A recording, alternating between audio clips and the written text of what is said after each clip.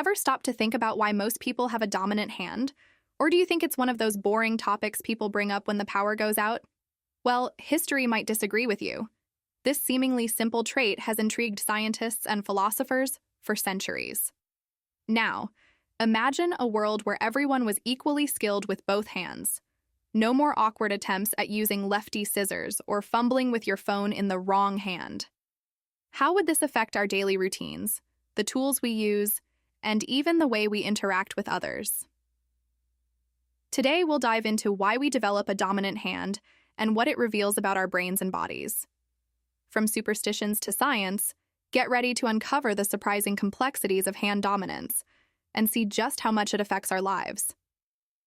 Handedness has fascinated humans for ages, and like a lot of things, it's been interpreted in some pretty wild ways throughout history. In many ancient societies, left-handedness was viewed with more suspicion than someone wearing socks with sandals.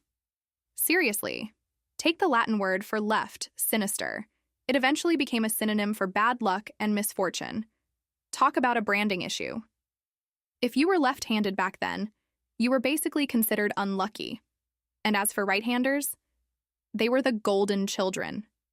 The Old English term right, yes, with two H's, literally means correct or just. No pressure, lefties. But hey, it wasn't all doom and gloom. Some cultures had a much cooler take on left-handedness. For example, certain Native American tribes saw lefties as unique and even gifted. They often had special roles in their communities, like having a secret power minus the spandex suit. So while many cultures stigmatized left-handedness, others celebrated it, showing how cultural beliefs can really shape how we view this seemingly simple trait. Understanding this context helps us realize that handedness isn't just a personal quirk. It's been molded by societal norms over the centuries. Who knew something as basic as hand preference could come with so much historical baggage? All right, time to put on our science hats. Don't worry, it's not as complicated as it sounds. Hand dominance comes down to how our brains are wired. This concept, known as brain lateralization, means that the brain's two hemispheres are specialized for different tasks. Typically, the left hemisphere controls the right side of your body, including your dominant right hand, and is all about language and fine motor skills. The right hemisphere? It's more into spatial awareness and creativity. It's like the artsy side of the brain. So if you're right-handed, congrats, your left hemisphere is running the show when it comes to those precise hand movements.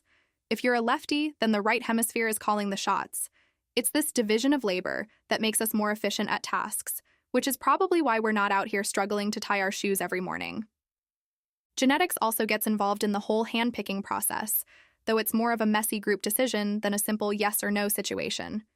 Even if both your parents are right-handed, you might end up being a lefty, or even ambidextrous, because, well, genetics likes to keep things interesting. Plus, your time as a fetus could have played a role. Those early movements in the womb might have already started pushing you toward your future dominant hand. It's like you were practicing for a lifetime of opening jars and waving hello before you were even born. Handedness shows up everywhere in daily life, whether we realize it or not.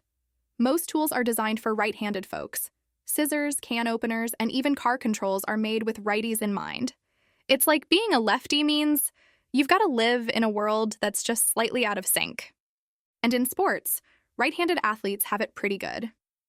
The majority of competitors are also right-handed, meaning right-handers face familiar matchups most of the time.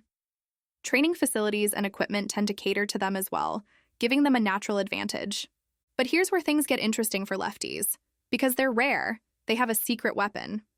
Left-handed athletes can really throw off their opponents, especially in sports like tennis or baseball. Imagine stepping up to bat and facing a left-handed pitcher for the first time. It's like learning to throw with your non-dominant hand. Weird and confusing. That element of surprise can give left-handed players a significant edge. Interestingly, studies suggest that left-handed individuals may excel in creative and spatial tasks due to the way their brains are wired. So, if you're a lefty, you might just be more equipped for innovative thinking and problem-solving. Not a bad trade-off for all those awkward scissors, huh? Luckily, the world's catching on. Many products, from computer mice to notebooks, now come in left-handed versions, helping create a more inclusive environment for everyone. About time, right? Ever thought about switching your dominant hand? Well, brace yourself. It's no easy feat. retraining your brain and motor skills can be tougher than convincing a cat to take a bath. While some people are forced to switch hands due to injury, the process can be slow, frustrating, and might never feel totally natural. The brain's been wired for dominance from a very early age, so flipping that script takes serious effort. When it comes to kids, encouraging the use of their non-dominant hand should be handled carefully. Pushing too hard might mess with their development, and we don't want any toddler rebellions. In most cases, it's easier to adapt tools and environments to fit their natural hand preference, rather than forcing them to switch. As we wrap up this journey through hand dominance, it's amazing to see how much this seemingly simple trait reveals about our biology, history, and daily lives. Handedness isn't just a quirky personal preference. It's a fascinating aspect of human development, one that has shaped our experiences for centuries. Take a moment to think about how your own hand preference impacts your day-to-day activities. Whether it's writing, playing sports, or doing routine tasks, your dominant hand plays a bigger role than you might realize.